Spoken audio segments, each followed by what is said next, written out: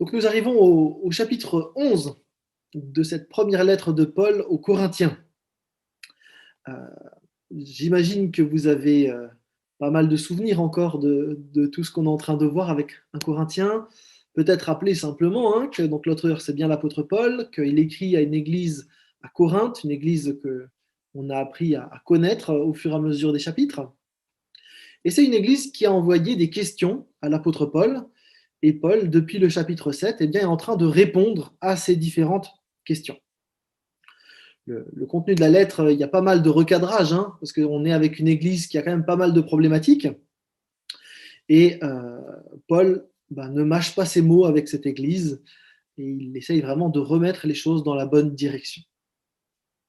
On a vu pas mal de questions déjà que les Corinthiens ont posées à Paul et auxquelles Paul a répondu. Il était question de sexualité, de conjugalité, avec 1 Corinthiens 7, verset 1, et puis donc tout le chapitre 7. À partir du chapitre 8 jusqu'à la dernière fois, au chapitre 10, on avait vu que c'était la question de comment vivre dans une culture idolâtre, avec la question des viandes sacrifiées aux idoles notamment. Et là, cette fois-ci, eh bien, nous arrivons à une nouvelle question que posent les Corinthiens. Alors, on comprend bien que pour bien pouvoir interpréter cette lettre aux Corinthiens, il faut tenir compte de ce dialogue entre les Corinthiens et l'apôtre Paul. Si on ne le tient pas, on risque de partir un peu dans le décor. On est donc dans un dialogue avec une lettre interposée entre les deux. Alors, si on prend simplement ce qu'on avait vu avec 1 Corinthiens 7, vous vous souvenez que dans le dialogue, justement, si on ne fait pas attention, eh ben, on peut avoir des personnes qui prennent pour une parole de Paul ce qui est peut-être une parole des Corinthiens. Et donc, du coup, on avait vu dans 1 Corinthiens 7, verset 1, que c'était problématique, puisque dans 1 Corinthiens 7, 1, il était question que l'homme ne devait pas toucher sa femme, ou deux femmes. Et puis, dans d'autres versions, c'était les Corinthiens qui disaient ça, et Paul répondait juste derrière. Et on avait tranché en disant que Sommer avait probablement raison de traduire que c'était une citation des Corinthiens, parce qu'au verset 2, le texte commence par « cependant », ce qui semblait donc dire le contraire donc, de ce que les Corinthiens avaient dit à Paul dans leur lettre. Donc, il va falloir qu'on avance ensemble. Le problème, c'est qu'on n'a pas la lettre des Corinthiens. Et donc, du coup, ce n'est pas si simple de savoir comment interpréter chaque texte. En plus, le texte grec, il s'écrit en majuscule, sans ponctuation, et donc on n'a pas de deux points, ouvrez les guillemets, pour pouvoir nous aider quand on a une citation des Corinthiens. Donc, il va y avoir des options divergentes, et on va aborder un texte qui a nourri les débats entre chrétiens depuis des générations. Et donc, on va avancer ensemble. Je vous montrerai les différentes options d'interprétation dans ce passage. Mais comme dans le cadre de l'étude biblique, eh bien, je me mouillerai un petit peu. Je vous donnerai un petit peu ce que moi je crois, avec les arguments qui vont avec. Alors en disant ça, voilà, je veux redire que si vous n'avez pas le même point de vue que moi, c'est pas grave, c'est même très sain, et qu'on peut rester frères et sœurs dans la joie tout en n'étant pas d'accord. Ça ne me pose aucun problème. J'espère que ce sera la même chose pour vous. Donc voilà, on va avancer ensemble tranquillement. Alors je vous propose sans plus tarder de lire ce texte de 1 Corinthiens 11 à partir du verset 2, puisque je suis le découpage classique des uns et des autres qui est de dire que le chapitre 10, initialement, la question des viandes sacrifiées aux idoles s'arrêtait au verset 1, et donc on a notre nouvelle question à partir du verset 2. Vous savez que le découpage des versets, ça date du XIIe siècle et que ce n'est pas toujours très fin comme découpage. C'est le cas là dans 1 Corinthiens 11, le chapitre commence réellement en fait au chapitre 2. Donc, je vous propose de lire ces versets 2 à 16, et puis ensuite, on aura un temps de réaction à chaud de ce que vous pensez de ce texte avant de l'étudier plus en profondeur. Je lis donc 1 Corinthiens 11, versets 2 à 16. Je vous félicite de vous souvenir de moi en toute occasion et de maintenir fidèlement les traditions que je vous ai transmises. Je voudrais cependant attirer votre attention sur un point. Le Christ est le chef de tout homme. L'homme est le chef de la femme. Le chef du Christ, c'est Dieu. Si donc un homme prie ou prophétise la tête couverte, il outrage son chef. Mais si une femme prie ou prophétise la tête non couverte, elle outrage son chef à elle, car elle se place ainsi sur le même plan qu'une femme tondue. Si donc une femme ne se couvre pas la tête, Pourquoi alors ne se fait-elle pas aussi tondre les cheveux? Mais s'il est honteux pour une femme d'être tondue ou rasée, qu'elle se couvre donc la tête. L'homme ne doit pas avoir la tête couverte, puisqu'il est l'image de Dieu et reflète sa gloire. La femme, elle, est la gloire de l'homme. En effet, l'homme n'a pas été tiré de la femme, mais la femme de l'homme. Et l'homme n'a pas été créé à cause de la femme, mais la femme à cause de l'homme. Voilà pourquoi la femme doit porter sur la tête un signe de son autorité, à cause des anges. Toutefois, dans l'ordre établi par le Seigneur, la femme n'existe pas sans l'homme, et l'homme n'existe pas sans la femme. Car si la femme a été tirée de l'homme, celui-ci, à son tour, naît de la femme, et finalement, tous deux doivent leur vie à Dieu. Jugez vous-même de cela. Est-il convenable pour une femme de prier Dieu la tête découverte?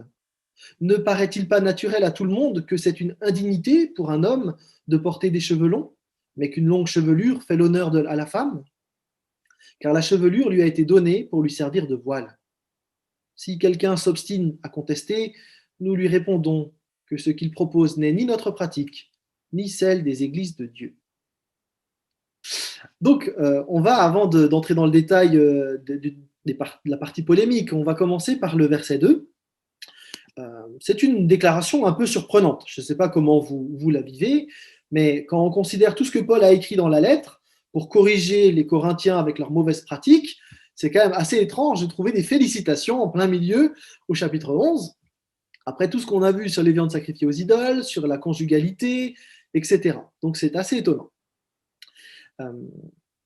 Donc probablement que Paul glisse ici une remarque pour pouvoir tempérer un petit peu tout ce qu'il écrit. Tout n'est pas mauvais chez les Corinthiens, mais Paul parle des problèmes, et donc c'est intéressant de voir que Paul ne rejette pas tout, hein. Il y a de bonnes choses dans cette église aussi. Hein, donc c'est pas une église abjecte où il y aurait que des trucs insupportables. Il y a des belles choses dans cette église. Au passage, on peut noter la notion des traditions. Hein. Ils sont félicités parce qu'ils maintiennent fidèlement les traditions. Alors déjà, c'est intéressant de parler des traditions dans les églises, hein. Dans toutes les églises, quel que soit finalement leur bord, il existe des coutumes qui ne sont pas forcément bibliques, mais qui sont, qui reflètent une manière humaine finalement de concevoir la foi en fonction de la culture, en fonction aussi des interprétations qu'on peut avoir les uns et les autres. Et même dans les églises qui se disent sans structure, finalement, il y a toujours un poids de tradition. Elles ne sont pas forcément mauvaises, mais elles peuvent le devenir si on considère que les traditions sont inspirées par Dieu. Hein, donc, il faut rappeler quand même que Dieu a voulu que l'Église ce soit un peuple multiculturel, multiethnique, centré sur le même message fondamental, l'évangile de Jésus-Christ. Et que vous soyez de cette partie du globe ou de l'autre partie du globe terrestre, vous n'allez pas tout à fait vivre les choses de la même manière. En plus, on a des différences éducatives, des différences de personnalité, et donc forcément, ça va rejaillir sur notre manière de vivre l'Église. Donc, l'idée, c'est que, avec nos différences et nos richesses, eh bien, on soit ensemble pour pouvoir célébrer Dieu. Et donc, si le centre devient la tradition et plus l'évangile de Jésus-Christ, on va avoir une dérive qui n'est pas juste. Et Jésus-Christ, vous le savez, a plusieurs fois critiqué les pharisiens qui justement ont mis la tradition au centre et plus vraiment la parole de Dieu. On peut prendre ce texte simplement dans Marc 7, hein, où Jésus pique vraiment les pharisiens en disant « Hypocrite, Ésaïe a bien prophétisé sur vous, ainsi qu'il est écrit, ce peuple m'honore des lèvres, mais son cœur est éloigné de moi. C'est en vain qu'il m'honore en donnant des préceptes qui sont des commandements d'hommes. Vous abandonnez le commandement de Dieu et vous observez la tradition des hommes. » Donc, un chrétien, il peut être tellement obnubilé par ses traditions, tellement attaché à ses traditions, qu'il peut en oublier les principes les plus importants de la parole. Et en particulier, un principe qui me paraît essentiel, c'est l'amour de Dieu et l'amour de son prochain. Y compris du prochain qui vit sa foi autrement ou qui aurait une autre compréhension sur, par exemple, la question du voile. Et donc, je trouve intéressant que finalement, il y a tout le débat qui va suivre, mais Paul pose d'entrée cette notion de tradition. On a des traditions qui peuvent être bonnes, mais sachant faire la différence entre les traditions et ce que dit vraiment la parole de Dieu avec ce qui est essentiel. On peut être chrétien et considérer qu'une femme doit porter un voile, on peut être chrétien et considérer qu'elle ne doit pas en porter, et je pense qu'il faut pouvoir simplement se dire que ce n'est pas ça le centre de la vie de l'Église. Le centre de la vie de l'Église, c'est le salut en Christ. Et donc, ça permet déjà de dramatiser un petit peu ce débat, me semble-t-il. Donc, on a donc Paul qui encourage, en tout cas, les Corinthiens avant d'entrer un peu plus en matière avec eux. À partir du verset 3 au verset 16, on a un bloc. C'est un des textes, ce texte-là, il est connu pour les difficultés qu'il pose. Il y a certaines personnes qui l'interprètent d'une manière, d'autres l'interprètent d'une autre manière. En fait, pour faire très très simple, il y a deux grandes thématiques qui se croisent. Il y a la thématique du voile et la thématique de la participation au culte. Donc, au sujet du voile, vous avez des gens qui disent que la femme doit se couvrir la tête par respect pour Dieu, pour les hommes et les anges. Et puis d'autres qui disent que la femme n'est pas obligée de porter quelque chose sur la tête, notamment parce qu'elle a déjà sa chevelure. Vous avez déjà deux positions différentes. Et si vous avez fréquenté un peu le monde évangélique, vous savez que vous avez des églises qui demandent, quand on rentre dans l'église, que la femme porte un chapeau ou un voile par respect pour les hommes, pour Dieu et pour les anges. Donc ça, c'est la première thématique. Deuxième thématique, c'est la question de la participation des femmes pour les cultes. Donc certains disent la femme doit se taire durant le culte parce que c'est une affaire d'homme. D'autres disent la femme peut prophétiser et donc participer au culte, mais pas prêcher parce que la prophétie, c'est pas la prédication. Et puis d'autres qui disent la prophétie, c'est aussi la prédication, donc il n'y a pas de limite dans le culte pour la participation des femmes.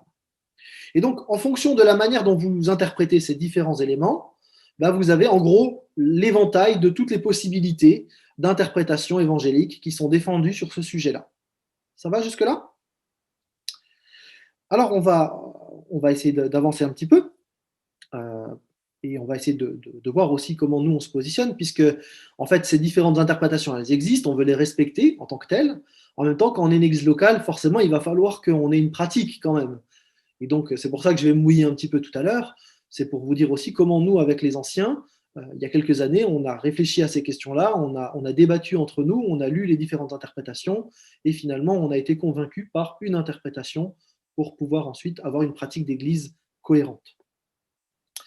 Donc il faut peut-être dire encore que c'est assez facile pour un homme de regarder le débat de loin, parce que finalement, il y a assez peu d'enjeux pour nous, à part le fait de ne pas venir avec un chapeau à l'église, mais bon, dans notre culture, on ne vient pas régulièrement avec un chapeau, donc ce n'est pas très grave. Mais par contre, pour les femmes, ça a des implications quand même assez importantes, et donc ça vaut la peine vraiment de prendre le temps de bien considérer les différents éléments. Le texte que nous avons lu est un texte compliqué, pour trois raisons. D'abord, les mots utilisés. Il est question de voile, il est question de tête en grec, et ce sont des mots qui ont plusieurs sens. Donc déjà, ce n'est pas si simple. Ensuite, l'argumentation de Paul, elle est assez compliquée à suivre, parce que comme l'a dit Christian, et puis Yveline aussi, il semble qu'il dit une chose, puis après il le nuance ou il dit autre chose. On a un mot d'opposition en plein milieu, verset 11, toutefois. Donc c'est bizarre, c'est pas fluide comme lecture. Et puis le problème dans l'Église, pour une bonne part, on ne sait pas de quoi il s'agit. Donc, on est obligé de poser quelques hypothèses. C'était quoi le problème à Corinthe ? On a un petit peu du mal à le voir de manière claire. Donc, vous comprenez que ceux qui disent de manière un peu péremptoire, voilà ce que dit la Bible, c'est très simple, c'est peut-être pas si simple que ça, en fait, comme débat. Et donc, il nous faut poser quelques nuances et avancer avec humilité. On avance donc un petit peu avec le verset 3. Verset 3 qui affirme « Le Christ est le chef de tout homme, l'homme est le chef de la femme, le chef du Christ, c'est Dieu. » On a dans ce texte le mot chef qui revient plusieurs fois. Il ne nous a pas échappé. Et donc, pour ce mot chef, en fait, c'est une traduction d'un mot grec, le mot képhalé. Képhalé, et donc je cite des commentaires qui disent voilà, ce mot signifie tête, qui est la partie du corps donnant la direction à suivre, ou encore chef avec l'idée de soumission. Un couvre-chef, c'est bien un couvre-tête. Donc c'est vraiment cette idée-là. Et donc c'est l'interprétation qui a été pendant très longtemps défendue en théologie, notamment par les pères de l'Église, donc les successeurs des apôtres, qui maîtrisaient le grec mieux que nous, et qui n'avaient pas de problématique à dire simplement que képhalé se référait à l'autorité, à un rang supérieur ou à la prééminence. Il y a une thèse nouvelle qui a fait son apparition sous la plume de Gordon Fee, qui affirmait que képhalé, en fait, il avait aussi un autre sens, un sens symbolique, celui de source de vie. Et donc Gordon Fee, il explique dans un livre que Christ est la source de la vie de l'Église, tout comme l'homme était la source de vie de la femme, il était avant la femme, et donc on est dans quelque chose de chronologique, mais on n'est pas dans une hiérarchie d'autorité. Et donc, du coup, évidemment, il y a pas mal de gens qui ont suivi Gordon Fee, parce que l'argument de dire qu'il n'y avait pas d'autorité, c'était intéressant pour une partie du monde évangélique. Alors la thèse, elle a pas mal servi pendant plusieurs années, mais c'est un théologien français, Sylvain Romerovski, qui finalement a fait toute une étude sur Képhalé, que je peux vous envoyer par mail si ça vous intéresse. Je l'ai en stock en PDF. Et donc, Sylvain Romerovski qui explique en conclusion que la thèse nouvelle de l'attribution du mot képhalé du sens de source ou d'origine n'a d'un point de vue linguistique aucune légitimité. Dans la littérature grecque, il arrive quelquefois qu'une personne soit comparée à la tête qui communique la vie au corps, mais dans les trois cas que nous avons rencontrés, puisqu'il détaille en fait trois textes dans lesquels on trouve le mot képhalé, on en reste au stade de la simple comparaison. Par contre, la tête est souvent mentionnée dans des métaphores pour désigner le rôle dirigeant d'une personne, parce que la tête était considérée comme la partie dirigeante du corps humain. Et donc, avec l'intervention de Sylvain Romerovski et son étude sur Képhalé, en fait, aujourd'hui en théologie, vous avez très peu de gens qui défendent l'idée que Képhalé, c'est une source.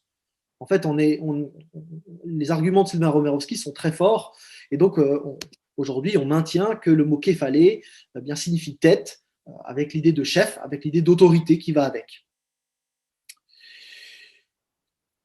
Alors, maintenant qu'on a réglé la question de Képhalé, il faut quand même, en regardant le verset 3, on est quand même un peu embêté parce que le verset 3, il est quand même très étrange. Parce qu'on a Dieu qui se retrouve à la fin de la tirade alors qu'on a Christ au début. Donc on a un truc un peu bizarre dans la formulation, mais en tout cas, on a quelque chose qui insiste, le texte insiste sur l'idée du chef. Alors, plusieurs personnes, sur la base de ce texte, ont appuyé sur l'idée de l'ordre créationnel. Vous savez, cet ordre créationnel, c'est l'idée de dire qu'il y a donc Dieu, ensuite il y a l'homme, ensuite il y a la femme, et donc il y a une hiérarchie, et ça, ce serait l'ordre créationnel. Donc vous avez des gens comme Sylvain Romerovski, Wayne Grudem, John Piper notamment, qui défendent cette thèse-là sur ce texte biblique et d'autres, mais en tout cas sur celui-là en particulier.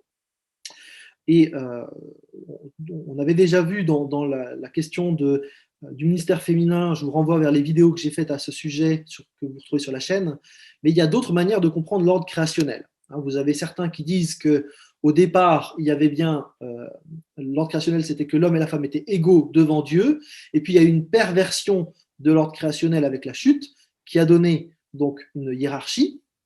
D'autres disent non, l'ordre créationnel, dès le départ, effectivement, l'homme et la femme sont égaux, mais il y a une autorité de l'homme sur la femme, et c'est ça l'ordre créationnel.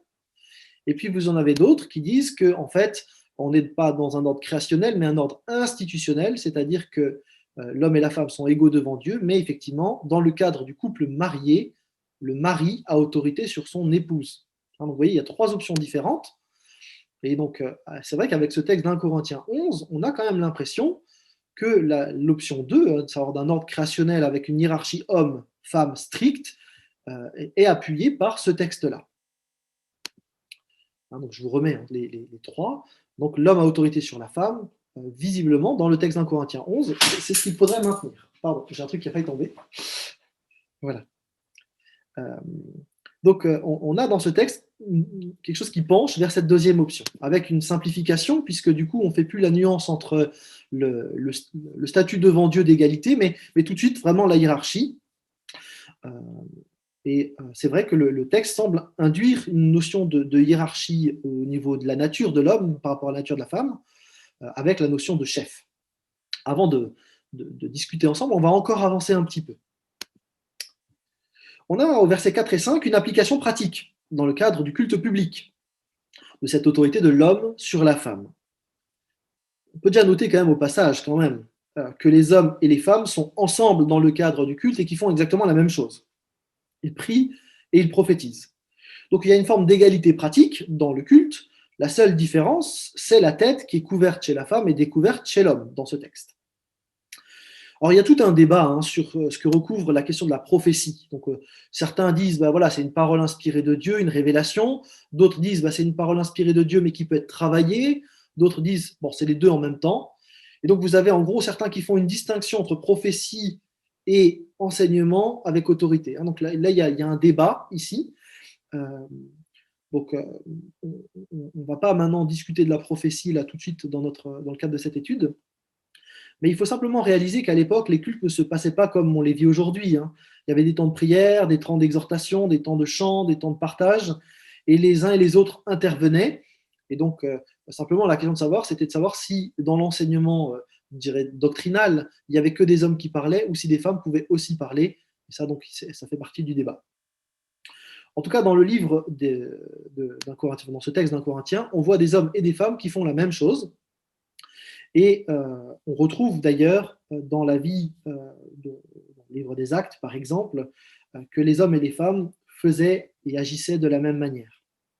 Les hommes et les femmes partagent le culte. Il n'est pas question d'une séparation, ce qui est nouveau, puisque dans les synagogues juives, les hommes et les femmes étaient séparés, pas dans le cadre de l'Église, c'est une nouveauté.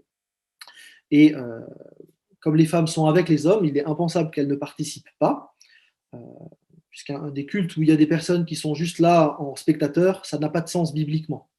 On est tous prêtres, vous connaissez ce texte probablement, Pierre 2, 9, 10, qui annonce que tous les chrétiens, nous sommes une communauté de rois prêtres, une nation sainte, et donc on est appelé finalement à célébrer la gloire de Dieu tous ensemble. On parle parfois de sacerdoce universel. Donc il n'y a pas de clergé spécifique qui est le seul médiateur entre Dieu et les hommes, c'est Christ qui a ce rôle-là de médiateur. Et du coup, tous, hommes et femmes, peuvent participer, même s'il est vrai que Dieu donne des ministères particuliers à son Église. Donc, vous voyez qu'il y a quand même des petites différences entre la culture juive et la culture chrétienne, pour le dire comme ça, puisque chez les Juifs, les hommes et les femmes étaient séparés dans la synagogue, et seuls les hommes pouvaient vivre la synagogue. Dans l'Église chrétienne, ce n'est pas le cas. Vous avez des hommes et des femmes qui prient, qui prophétisent, qui enseignaient. Ça, on passe pour l'instant la question. Ce n'est pas la question du jour, mais en tout cas, les gens vivaient les cultes ensemble. Et c'est une nouveauté vraiment dans l'Antiquité. À l'époque, c'est vraiment quelque chose de tout à fait radicalement nouveau, tout comme l'association entre les Juifs et les païens. On est quelque chose d'assez révolutionnaire pour l'époque.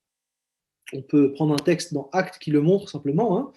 On voit là donc des hommes et des femmes. Si vous regardez la fin du texte, il y a bien les femmes qui sont avec les hommes chrétiens. Et ils partagent ensemble différents cultes. On a énormément de textes dans le livre des Actes qui mentionnent cette pratique-là.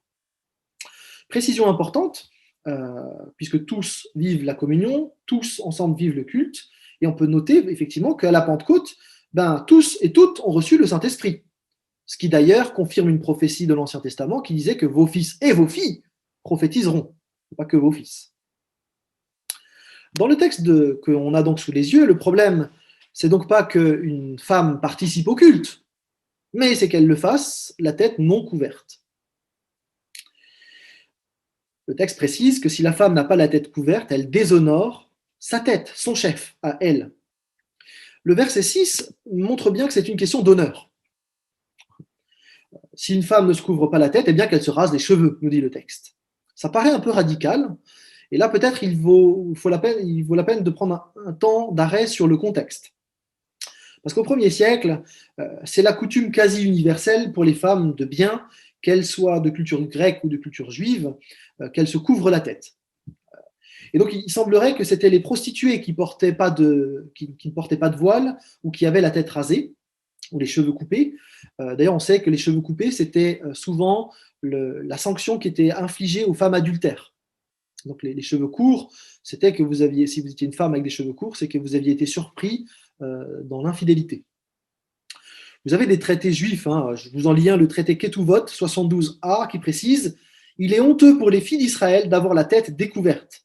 Une femme doit couvrir ses cheveux lorsqu'elle est en public. » D'accord ? Dans la culture grecque, vous avez la même chose, ça a été longuement discuté, mais il semble vraiment que les femmes grecques étaient normalement voilées, elles aussi. Donc c'est donc avec cet arrière-plan qu'il faut lire le texte, et donc on a plusieurs possibilités qui sont avancées. Le problème sur place, c'est quoi ? Alors certains pensent qu'il y avait des femmes de l'Église qui, profitant de l'égalité avec les hommes dans le culte, en avaient profité pour enlever le voile par insubordination, elles ne voulaient plus écouter leur mari, elles ne voulaient plus se soumettre, et donc Paul les reprendrait parce qu'elles déshonorent leur mari, elles déshonorent aussi elles-mêmes et Jésus-Christ qui est leur chef spirituel. Alors l'argument il est un peu étrange quand même, il faut quand même le préciser, c'est que si une femme se rebellait à l'autorité de son mari, paternaliste, pourquoi pas, ce serait quand même curieux qu'une femme normale ait envie de ressembler à une prostituée. Ça paraît quand même un peu gros comme argumentaire. Et puis ensuite, comment on comprend le verset 15 où il est dit que finalement la chevelure sert de voile? Là, on peut avoir quelque chose de compliqué à tenir.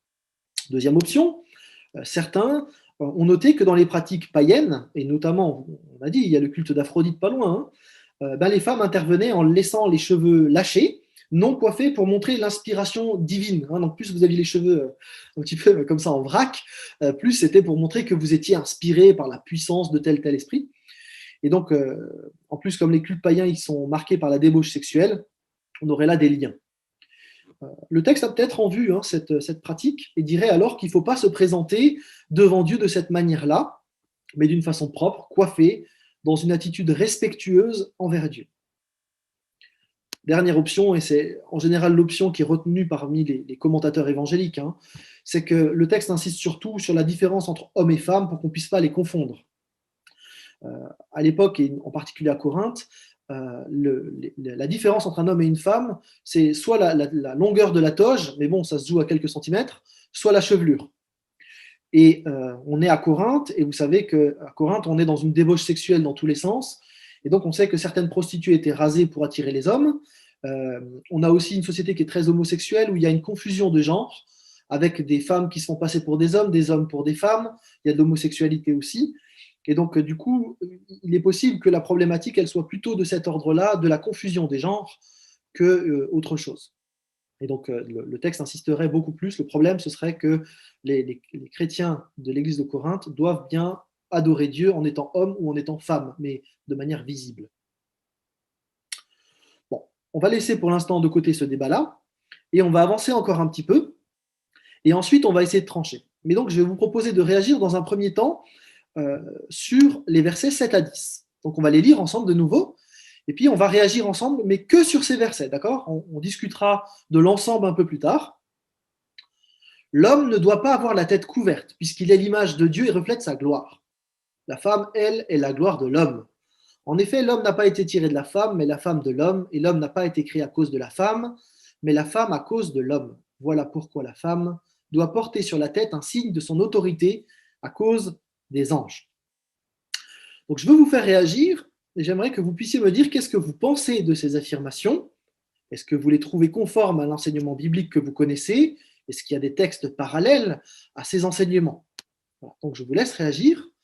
Vous pouvez ouvrir vos micros, je vous remets le texte, mais vous pouvez réagir maintenant vraiment sur ces versets 7 à 10. Qu'est-ce que vous pensez de ces versets? Alors je vous propose de continuer notre étude, si vous êtes d'accord. Et on va regarder un petit peu, parce qu'effectivement, il y a quelque chose d'étrange. D'abord, cette expression, l'homme est l'image et la gloire de Dieu, la femme est la gloire de l'homme. C'est vraiment étrange comme expression parce que le texte de Genèse semble dire vraiment le contraire. Si vous prenez Genèse 1, 26, 27, dont a parlé Christian, on a faisons les humains à notre image, et puis donc les humains qui sont créés à l'image de Dieu, hommes et femmes, ils furent créés. Donc dans Genèse 1, l'image de Dieu, c'est pas que l'homme masculin, mais bien l'homme et la femme. Et du coup, partant de là, la gloire de Dieu, c'est pas que l'homme masculin, mais c'est l'homme et la femme. C'est l'humain qui a la gloire de Dieu. Donc là, il y a déjà une première bizarrerie. Même si on prend le texte de Genèse 2, qui montre effectivement que la femme a été créée tirée de l'homme, comme le dit le texte, dans le texte même de Genèse 2, on a quand même une notion d'égalité devant Dieu. Os de mes os, chair de ma chair, Isha tiré de Ish. Donc littéralement, vous avez même la même racine verbale, enfin du nom, pardon. Donc là, il y a quand même quelque chose d'assez étrange. Surtout qu'après Genèse 2, en Genèse 5, on va réinsister encore une fois sur le fait que ce sont les humains, l'Adam, l'humain, qui a été fait à la ressemblance de Dieu, hommes et femmes, ils furent créés. De nouveau, on retrouve cette notion que c'est bien l'homme et la femme qui sont créés à l'image de Dieu. Donc là, on a quelque chose de très étrange.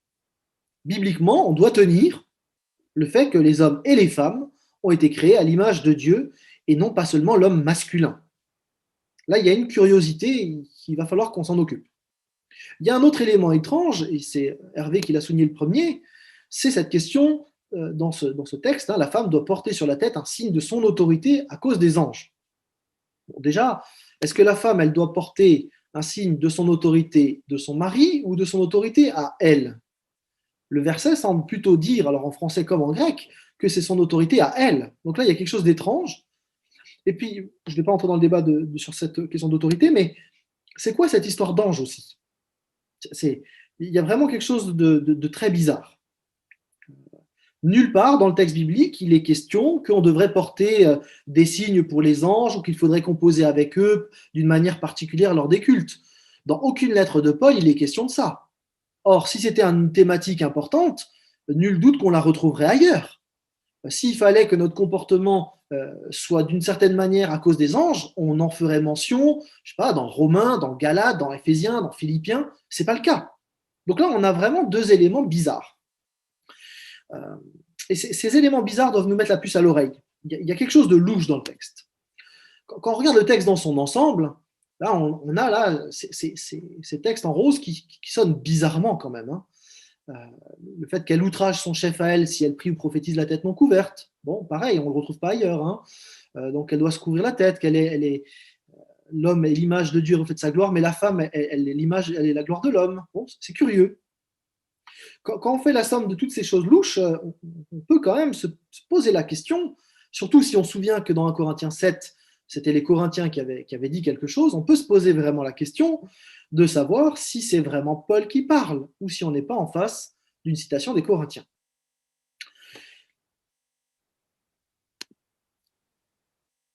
On pourrait imaginer, et c'est ce que je vous propose de réfléchir un instant, c'est que toute cette partie du verset 3 au verset 10 serait une citation des Corinthiens. Ce que, en fait, Denise nous proposait d'entrée de jeu dans la réflexion. Ce qui est assez étonnant, c'est que si effectivement on a là une citation des Corinthiens, alors vous avez des gens très compétents qui pensent que c'est pas ça, hein, mais moi je vais me mouiller un petit peu, je pense que c'est le cas, c'est bien une citation des Corinthiens d'après moi. Et bien, du coup, on se retrouve en fait avec un discours juif typique du 1er siècle. Que la femme est la gloire de l'homme, la place des anges, etc. Ce sont des thématiques bien connues en culture juive. Ce qui me permet ce qui m'a convaincu, c'est qu'on retrouve ensuite un toutefois, au verset 11, avec toute une série d'arguments contraires à ce qui est dit dans la partie précédente. La femme n'existe pas sans l'homme n'existe pas sans la femme. Donc là, on a de nouveau une égalité qui est posée. Parce que la femme, si elle a été tirée de l'homme, celui-ci à son tour naît de la femme. Finalement, tous les deux doivent leur vie à Dieu. Bon. Et puis ensuite, il est question de la chevelure qui est donnée pour servir de voile, et il n'est plus question des anges. Et après, au verset 16, on a une phrase un peu massue. Hein. Si quelqu'un s'obstine à contester, nous lui répondons que ce qu'il propose n'est ni notre pratique, ni celle des églises de Dieu. Mais du coup, si on n'a pas de citation des Corinthiens avant, c'est quoi la proposition que quelqu'un contesterait? Enfin là, il y a quelque chose qui... Ça colle bizarrement. Alors, je vous propose d'avancer encore un petit peu avant de débattre ensemble, parce que j'imagine qu'il y aura forcément du débat.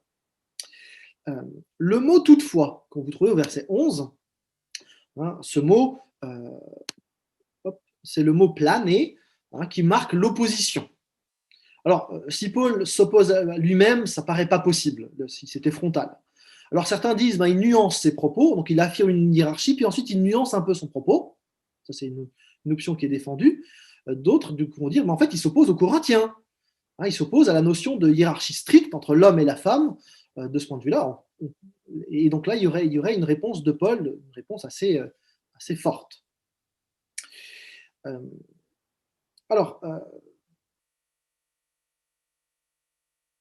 les versets 11 et 12, on l'a dit, sont en tout cas à l'opposé de ce qui a été dit précédemment.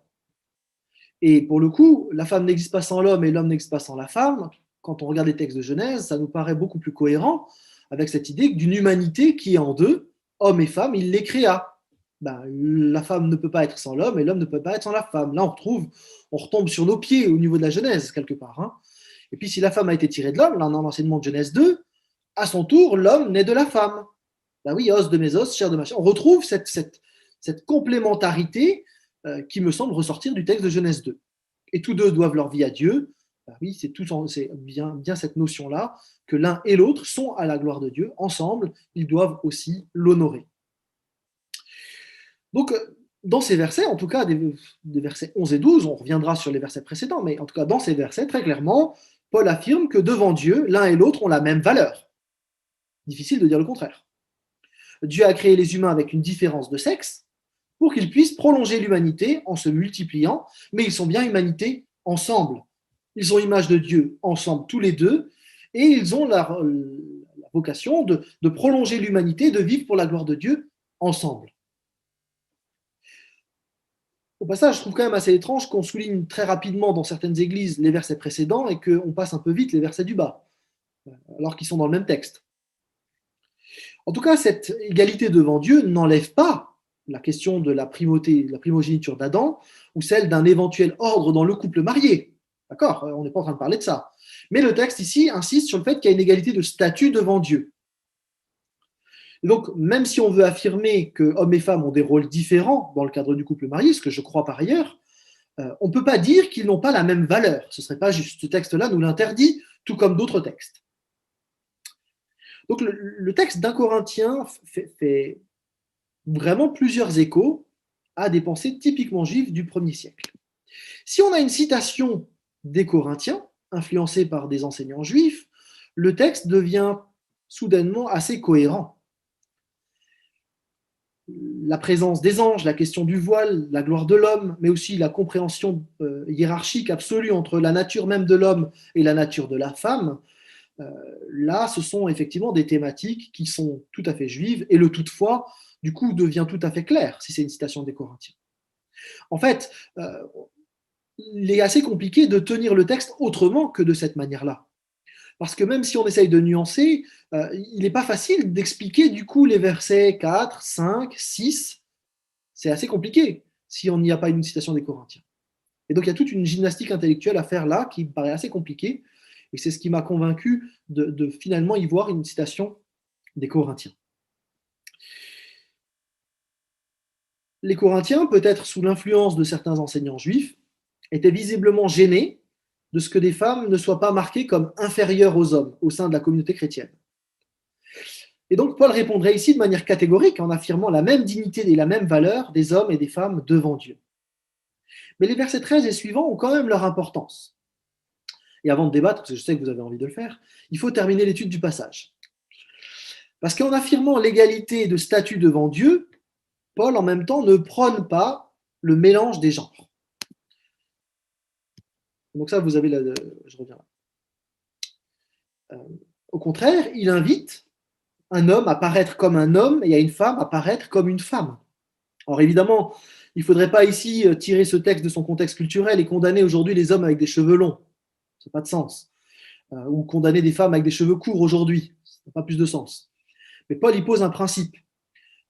Si les hommes et les femmes sont égaux en dignité devant Dieu, ils doivent être en même temps et rester pleinement ce qu'ils sont. Dans l'ambiance corinthienne, qui était faite de débauche, il y avait une confusion au niveau sexuel. Et donc, de nouveau, là, il s'agit bien de remettre les choses dans le contexte culturel. Hein, il ne s'agit pas, dans le cadre d'une étude de la Bible, de dire ce qui est juste ou pas juste dans la société. Je redis ce que j'ai déjà dit au chapitre 7. Hein. On a déjà fait cette distinction. Il faut la refaire ici. Je ne rentre pas dans le débat LGBTQX, plus qui se pose au niveau sociétal.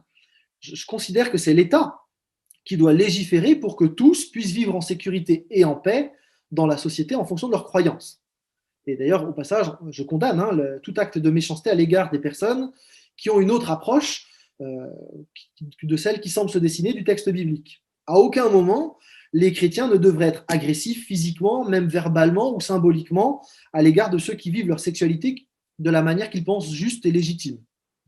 L'État, il est dans son bon droit de condamner les violences, même quand elles sont faites par des chrétiens. Dans la société, tout en maintenant nos positionnements chrétiens, eh bien, on doit viser la paix et le vivre ensemble avec des opinions divergentes. Par contre, dans le cadre de l'Église, qui veut suivre ce que le texte biblique dit, eh bien, je suis amené à affirmer que Dieu nous invite à nous présenter devant lui tel qu'il nous a créés. Et que, du coup, le texte biblique induit que Dieu a créé l'homme masculin et la femme féminine et qu'il n'y a pas de confusion à ce niveau-là. Dieu a établi, me semble-t-il, dans le texte biblique, une différence fondamentale, une différence d'identité, avec d'un côté des hommes et de l'autre côté des femmes, mais qui sont égaux en dignité devant lui. Du coup, il ne s'agit pas d'une différence de valeur, mais une différence d'identité sexuelle. Et pour moi, sur la base du texte biblique, il n'y a pas de débat sur l'identité sexuelle. Un homme est un homme, une femme est une femme. Et tout à l'heure, on l'a lu, Dieu a créé les hommes et les femmes à son image, mais il a bien mis en place cette distinction sexuelle. Et je crois que, qui que nous soyons, nous sommes invités les uns et les autres à nous présenter devant Dieu tels que nous sommes, avec notre identité sexuelle. Un homme en tant qu'homme et une femme en tant que femme. Et du coup, que Paul nuance son propos, ou qu'il dise le contraire des Corinthiens, en tout cas, Paul rétablit une égale dignité entre l'homme et la femme, et il affirme en même temps la distinction sexuelle de l'un et de l'autre. Ça ne détermine pas une valeur différente, mais une identité propre à chacun. La confusion sexuelle qui régnait à Corinthe ne devait donc pas être imitée dans le cadre de l'Église. Alors Paul parle de la chevelure parce que c'était au cœur de la distinction entre les sexes dans le monde gréco-romain. Je vous ai dit, au niveau vestimentaire, il n'y avait pas de différence, les gens portaient les mêmes habits, il y avait juste quelques centimètres de plus chez les femmes, donc c'était difficile de distinguer de loin un homme et une femme. C'est la chevelure qui permettait de distinguer l'un de l'autre. Mais Paul, pour lui, ça suffit la chevelure, il ne s'agit pas en plus de mettre un signe de soumission en plus à la femme. Et donc dans tous les débats sur le voile, où la femme devrait être voilée en signe de soumission, on a là même Paul qui est plutôt novateur dans sa manière de dire, en disant la chevelure lui suffit, ça lui sert déjà de voile, c'est pas la peine d'en rajouter. Les femmes n'ont pas à se cacher ou à se faire toutes petites, à se soumettre et à se taire. Elles n'ont pas non plus à envier les hommes qui auraient un statut supérieur. Elles ont été créées à l'image de Dieu. Elles ont été sauvées par le même Sauveur, sur la même croix. Elles ont reçu le même esprit. Elles forment un seul et même peuple avec les hommes. Elles passent par le même baptême. Elles partagent la même scène et elles possèdent la même espérance, celle de la résurrection. À aucun moment, dans tout le Nouveau Testament, on induit une différence de statut entre les hommes et les femmes. Qu'après, il y ait des différences d'ordre dans le couple d'autorité, pourquoi pas? On a le droit de le penser, je le pense, mais vous avez le droit de penser autrement. Mais par contre, dans le cadre de l'Église, dans le cadre du salut, dans le cadre du statut devant Dieu, c'est inacceptable. Vous n'avez aucun texte qui mentionne un statut différent entre l'homme et la femme, parce que l'homme serait homme et la femme serait femme. Paul conclut le passage avec ce verset 16. Si quelqu'un s'obstine à contester, nous lui répondons que ce qu'il propose n'est ni notre pratique, ni celle des églises de Dieu. S'il répond aux Corinthiens qui voulaient absolument soumettre la femme et la faire taire dans l'assemblée, alors là, il y a effectivement une prise de position qui se comprend. Si c'est Paul qui parle dans les versets 4 et 5, on a du mal à comprendre pourquoi il insiste autant sur cette obstination à contester. Nuance ou non, en tout cas, la place des femmes dans le culte chrétien et la différenciation sexuelle n'est pas négociable pour lui. Hommes et femmes sont égaux devant Dieu, mais ils doivent rester chacun ce qu'ils sont, hommes ou femmes. Et du coup, cette pratique que l'on voit dans ces versets 11 à 16, pour le coup, elle est tout à fait conforme à ce qu'on lit dans le livre des Actes, dans ce que Jésus pratiquait avec son groupe de disciples mixtes, et dans ce qu'on trouve dans le reste des épîtres. C'est pour ça qu'il me semble que c'est plus juste de voir dans les versets 3 à 10 une citation des Corinthiens, et à partir du verset 11, la réponse de Paul aux Corinthiens. Vous avez le droit d'être pas convaincu, vous avez le droit d'être aussi. Alors je vous propose de réagir maintenant à ce qui a été partagé. Alors qu'est-ce qu'on peut retenir de tout ce passage qu'on a lu ensemble? Alors on a plusieurs choses. Il me semble qu'on peut retenir, si vous êtes d'accord avec moi, que les Corinthiens faisaient fausse route. Paul a réaffirmé dans les versets 11 et suivants l'égalité de statut entre l'homme et la femme. Si vous pensez que c'est Paul qui a écrit les premiers versets, c'est votre droit, mais tenez-le alors avec les versets 11 à 16 et ne faites pas l'impasse sur ces versets 11 à 16 qui, à mon avis, sont le cœur de l'enseignement de Paul et qui insistent justement sur cette égalité créationnelle entre l'homme et la femme. Ils ont égalité de statut, ils sont là tous les deux gloire de Dieu. Et en même temps, il faut aussi tenir la différenciation entre l'homme et la femme. Une femme est une femme, un homme est un homme, mais chacun, homme ou femme, est appelé à se présenter devant Dieu tel qu'il est, en tant qu'homme ou en tant que femme. Toute pratique qui viserait à soumettre les femmes ou à faire un amalgame sexuel n'a pas cours dans les églises de Jésus-Christ. Les synagogues écrasaient les femmes, les temples païens prônaient le mélange des genres. Ces deux pratiques ne sont pas à vivre dans l'Église. Ce qui est triste, et je le redis, hein, c'est que beaucoup de personnes se sont appuyées sur les versets 2 à 10 pour prêcher, pour enseigner dans les églises, sans tenir compte des versets suivants. Et ça, c'est dramatique. Et ce texte, en fait, nous invite simplement à prendre le temps d'étudier le texte biblique, à le méditer dans sa globalité, et pas simplement dans les passages qui nous arrangent.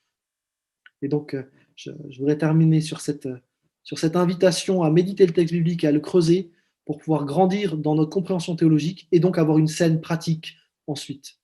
Notre compréhension de qui est Dieu, de ce qu'il dit, va impacter nécessairement tout ce que l'on fait et vivra. Je vous propose de prier simplement pour terminer du coup.